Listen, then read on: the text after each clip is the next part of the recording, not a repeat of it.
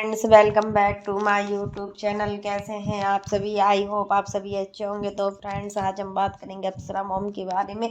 आखिर अप्सरा मॉम की मेहनत रंग ला ही दी है और आंटी जी भी बहुत खुश लग रही हैं। हाँ, होता है कि जब हम कुछ करते हैं, अगर हम उसमें हमारा काम पूरा होता है ना, तो हम सच में बहुत ज़्यादा खुश होते हैं और खुशी का कोई भी ठिकाना नहीं होता है। यही सब अप्सरा मॉम के साथ हुआ है। तो फ्रेंड्स, इसके लिए आप मेरे वीडियो पर बने रहिएगा और वीडियो को एंड तक देखना ना भूलिएगा। और फ्रेंड्स, अगर आपने मेरे चैनल को सब्सक्राइब ना किया हो तो आप लोग मेरे चैनल को सब्सक्राइब कर दीजिएगा। बेल आइकन के बटन को प्रेस करना मत भूलिएगा, ताकि आपको मेरी जो जो नई नोटिफिकेशन है वो टाइम पर मिलती रहे। तो फ्रेंड्स, अब हम बात करते हैं अप्सरा मॉम की। आखिर छठ की पूजा के टाइम अंकल जी की तबीयत बहुत ही ज़्यादा ख़राब थी। उनको सांस लेने में बहुत ज़्यादा दिक्कत हो रही थी, क्योंकि इस समय सीजन बहुत ही ख़राब चल रहा है। जब दीपावली के समय, मतलब दीपावली के बाद होता है ना, मौसम चेंज होता है और मौसम इस तरीके से चेंज होता है कि हमें सर्दी जुकाम बुखार वायरल आदि बीमारियां होने लगती हैं। यही सब चीज़ पहले आंटी जी के साथ हुआ था दीपावली के बाद। और दीपावली के पहले से ही उनको मतलब जुकाम काफ़ी था, बहुत हद तक जकड़ चुका था और मतलब वो सांस भी नहीं ले पा रही थी। यहाँ तक कि मतलब उन्होंने इतनी भाप ली, स्टीम ली हुई थी, तभी वो ठीक हो पाई है। फिर उसके बाद देखिए अंकल जी कितना बीमार पड़ गए थे और अंकल जी की तबीयत भी बिल्कुल ठीक नहीं चल रही है इस समय, क्योंकि देखिए घर में प्रेशर ज़्यादा है, स्कूल का प्रेशर पूरा अंकल जी के ऊपर है। अभी सचिन भी नहीं है कि वो स्कूल को संभाल सके। सचिन गए हुए अम्बाला, क्योंकि मनीषा का कोई एग्जाम था, वो एग्जाम देना भी जरूरी था। बट कई लोगों ने तो इसका भी मजाक बना डाला है कि मतलब पूजा के टाइम बड़ी बहू घर से चली गई, हर बार यही नौटंकी रहती है। तो क्या उसको एग्जाम का पता था? क्या एग्जाम की डेट कब आ जाए कोई कुछ नहीं जानता है, तो इसमें उसका क्या दोष है। और फ्रेंड्स, बात करते हैं कि आंटी जी को किस बात को लेकर खुशी हुई, क्या ऐसी बात हो गई जिससे आंटी जी बहुत ज़्यादा खुश हुई। तो देखिए फ्रेंड्स, आंटी जी का अभी जो कमर का ऑपरेशन हुआ था ना, तो उसके बाद उनकी तबीयत बिल्कुल भी ठीक नहीं रहती है और वो जैसे भी काम करती है ना, वही जानती है। और जिस पर बीतती है ना, तो सच में वही जानता है, उसका अंदाजा कोई नहीं लगा सकता है। ये बिल्कुल सच बात होती है।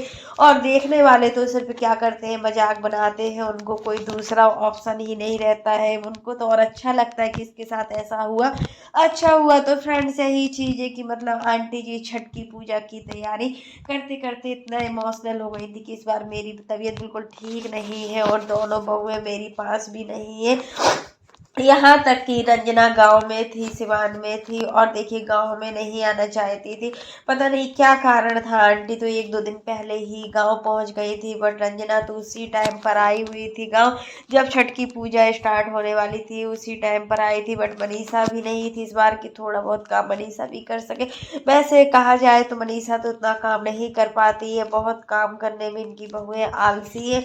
दोनों बहुएं कामचोर भी कह सकते हैं इसको, देखिए, क्योंकि इन सब के पीछे सिर्फ बिगाड़ा हुआ है ना, तो आंटी जी ने और इनके बेटों ने बिगाड़ा हुआ है। क्योंकि देखिए अगर आंटी जी पहले से सख्त रहती ना, तो ऐसा कुछ भी नहीं होता। आंटी जी ने खुद छूट दी अपनी बहुओं को इतना आगे बढ़ने के लिए कि मतलब वो कहीं एक लड़का कहीं घूम रहा है तो एक बहू कहीं घूम रही है, दूसरी बहू कहीं घूम रही है, तो ये सब चीज़ों के पीछे आंटी जी का भी हाथ है। तो फ्रेंड्स, अब बात होती है कि मतलब जो छठ का प्रसाद आंटी जी बना रही थी, बर्तन साफ कर रही थी ना, उस समय जो छठ की पूजा में जो बर्तन यूज होते हैं, बड़े बड़े पीतल के और कांसे के जो भी बर्तन यूज किए जाते हैं, हमें तो इतना अंदाजा नहीं है, क्योंकि हमारे यहाँ ये पूजा होती नहीं है। जो बिहारी लोग हैं उनको बहुत अच्छे से पता होगा कि इस पूजा में किस टाइप के बर्तन यूज किए जाते हैं। तो वही बर्तन मतलब आंटी जी मांज रही थी, तभी आंटी जी इतना इमोशनल हो गई थी कि उनको देखकर सच में बहुत ही बुरा लग रहा था। और आंटी जी कह रही थी इस बार देखो, हम फल से ही पूरी पूजा कर लेंगे, फल के द्वारा ही पूजा को पूज लेंगे। क्योंकि देखिए जब हमारी तबीयत ठीक नहीं होती है ना, और कोई बड़ी बड़ी पूजा होती है हमारे लिए, तो फिर हम क्या करते हैं, उसको फल से ही पूजते हैं, क्योंकि फल से सभी पूजा पूज जाती है। ऐसा नहीं है कि फल से कोई पूजा नहीं पूजती हो। तो वही चीज़ आंटी जी बोल रही थी कि अगर हम छठ मैया का जो प्रसाद होता है ना, वो होता है ठेकुआ का प्रसाद। मैया को ठेकुआ का प्रसाद बहुत ही अच्छा होता है। इसमें गेहूं का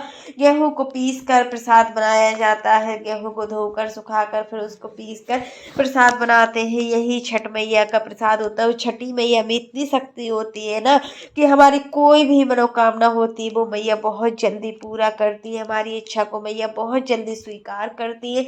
इस छठी मैया का देखो 3 दिन का निर्जला व्रत, 72 घंटे का जो व्रत होता है ना वो बहुत ही कठिन होता है। और इस 72 घंटे में जो हर कोई रह लेता है, मतलब जो मैया देखो मैया इतनी शक्ति देती है इस व्रत में कि हम उस व्रत को रह सकते हैं।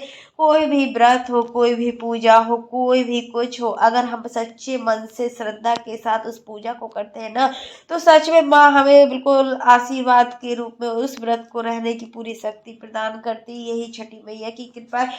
अब देखिए कोई भी व्रत अगर हम रहते हैं, कोई भी निर्जला व्रत रहते हैं तो हमारा मतलब डेली रोज में तो हम लोग कम से कम 2 से 3 बार खाना तो खाते ही खाते हैं। लेकिन जिस दिन व्रत होता है ना तो सच में बहुत ज़्यादा हमें इतनी शक्ति आ जाती है कि हम उस व्रत को रख पाते हैं, उस व्रत को हम अच्छे से कर पाते हैं, पूजा पाठ अच्छे से कर पाते हैं, इतनी शक्ति हो जाती है। यही सब चीज़ें आंटी जी के साथ हुआ है कि आंटी जी इतने इमोशनल थे कि मतलब उनकी तबीयत ठीक नहीं है और फिर कोई भी गांव में करने वाला नहीं है। क्योंकि जो आंटी जी की देवरानी है, एक देवरानी ने पहली बार व्रत को उठाया हुआ था तो वो अपने मायके से उठाया हुआ है, और दूसरी देवरानी है तो वो कह रही थी कि हम अपने घर पर ही सब कुछ करेंगे, साथ में नहीं करेंगे। तो यही चीज होता है। इस व्रत में ज्यादा लोगों की जरूरत होती है और मतलब पूजा में काफी टाइम भी लगता है और काफी ज्यादा सामान की भी जरूरत होती है। तो फिर मतलब वही चीज से आंटी जी इतना घबरा रही थी, परेशान हो रही थी कि कैसे क्या हो पाएगा। बट छठी मैया की ऐसी असीम कृपा हुई कि आंटी जी सब कुछ कर पाई और बहुत ही अच्छे तरीके से कर पाई है। देखिए आप कितने अच्छे तरीके से उन्होंने ठेकुआ का प्रसाद बनाया, सच में लग रहा था जैसे माता रानी की कृपा हो रही है। क्योंकि तबीयत ठीक नहीं होती है ना तब हमारा किसी भी चीज में मन नहीं लगता, और यहाँ पर अंकल जी की तबीयत भी बिल्कुल ठीक नहीं चल रही थी। तो फ्रेंड्स यही होता है कि इनकी सास बहुत करने वाली है, बहुओं से ज्यादा इनकी सास करती है। अब देखिए 2 लोगों का खाना भी नहीं बना पाती है इनकी बहुएं, तो फिर क्या करेंगे। डेली में 2 लोगों का खाना बनाना कुछ ज्यादा नहीं होता है। वो अगर वो नहीं करे तो घर पर बैठे बैठे क्या करेंगे। और कुछ लोगों का कमेंट तो ये भी आता है कि मनीषा जब अम्बाला जाती है तो सब कुछ कर लेती है, इतने बड़े घर को अकेले संभाल लेती है, बट जब यहाँ आती है तो कमजोर हो जाती है। तो यहाँ आप समझ सकते हैं कि 6 से 7 लोगों का खाना पीना है। अब ऐसे भी मनीषा सिर्फ सचिन का ही खाना बनाती है और लोगों के खाना से उसको कोई मतलब नहीं रहता है। क्योंकि सचिन किसी के हाथ का खाना खाना पसंद नहीं करते, उनको किसी के हाथ का खाना पसंद नहीं आता, उनको सिर्फ मनीषा के हाथों का खाना ही पसंद आता है। क्योंकि वो खाना को गरम गरम ही खाते हैं, वो ठंडा खाना बिल्कुल भी नहीं खा पाते, इसलिए मनीषा मायके भी नहीं जा पाती। आप देख ही सकते हैं कि 5 साल में मनीषा अपने मायके कब गई है और कितनी बार गई है। आप रंजना को भी देख लीजिए कि रंजना मतलब अभी 1 साल भी शादी के नहीं हुआ और कितने बार मायके जा चुकी है। और मतलब प्रिंस तो ससुराल में ही पड़े रहते हैं, उनको मतलब अपने घर से अपनी माँ बाप से कोई मतलब नहीं, उनको सिर्फ ससुराल वालों से मतलब है। तो यही चीजें देखने को मिलती है कि मनीषा के अंदर एक आदत तो अच्छी है कि वो ज्यादा मायका मायका नहीं करती है। उसको देखिए उसकी बहन खुद बोलती है निशा कि मेरी दीदी का मायके आने का मन नहीं होता है। अब देखिए कोई अगर मायके वाले बोलते हैं अपनी बेटी के लिए ऐसा, तो समझो कितनी मतलब किस टाइप की है मनीषा की, मतलब वो अपने सिर्फ ससुराल वालों के लिए सोचती है और मायके वालों के लिए इतना इम्पोर्टेंस नहीं रखती है। और मनीषा सच में बहुत भोली भाली है, उसकी बातें सुन के भी लगता है कि हाँ बहुत ज्यादा मासूम है। तो यही चीज कहेंगे कि आंटी जी मतलब इतनी भगवान की माता रानी की कृपा प्राप्त हुई आंटी जी को कि सब कुछ कर पाई। वो भी बहुत ही अच्छे तरीके से, मेहंदी भी नहीं लग पाई थी आंटी जी को। फिर 2 बजे रात में उन्होंने अपनी देवरानी की बेटी को बुलाकर मेहंदी लगाई। देखिए ये तो घर की बेटी थी तो 2 बजे रात को आकर मेहंदी लगा दी है। क्योंकि अनुष्का को आंटी जी बहुत ज्यादा चाहती और अनुष्का की मम्मी नहीं थी, मम्मी गाँव मतलब अपने मायके भी गई हुई थी, तो आंटी ने ने 4 लोगों का खाना बनाया हुआ था, आंटी, अंकल, अनुष्का और अनुष्का के भाई का।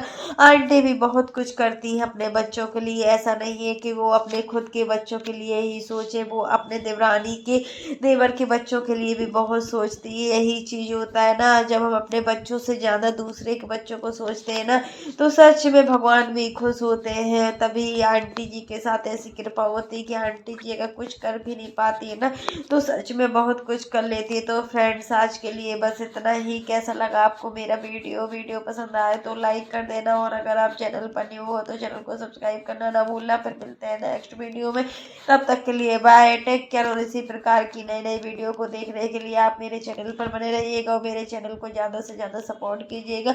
मतलब, और आप लोग कमेंट नहीं करते, कमेंट बॉक्स में आप लोग जरूर बताना कि मतलब छठी मैया की कितनी असीम कृपा हुई है आंटी जी के साथ। जो कुछ भी आंटी जी पूजा के लिए कर पाई है वो छठी मैया की कृपा थी। अगर मैया का आशीर्वाद ना होता ना तो आंटी जी कुछ नहीं कर पाती, क्योंकि माँ के आशीर्वाद के बिना हम कुछ नहीं कर सकते, भगवान के आशीर्वाद के बिना हम कुछ नहीं कर सकते। भगवान का एक एक संकेत ही हमारे लिए सब कुछ होता है। जो भगवान की घड़ी होती है ना, वो घड़ी सबसे बड़ी होती है। उस घड़ी के अकॉर्डिंग ही हम अपने सारे कामों को निपटाते, नहीं तो हम कोई भी काम नहीं कर सकते। तो फ्रेंड्स, आज के लिए बस इतना ही है, और वीडियो पसंद आए तो लाइक कर दीजिएगा। और फ्रेंड्स, आप लोग मेरे वीडियो को देखना तो बहुत ज़्यादा पसंद करते हैं, बट आप लोग मेरे चैनल को सब्सक्राइब किए बिना ही चले जाते हैं। अतः आपसे विनम्र निवेदन है कि आप लोग मेरे चैनल पर ज़्यादा से ज़्यादा जुड़िए, प्यार दीजिए, सपोर्ट दीजिए, क्योंकि हमें आपके सपोर्ट की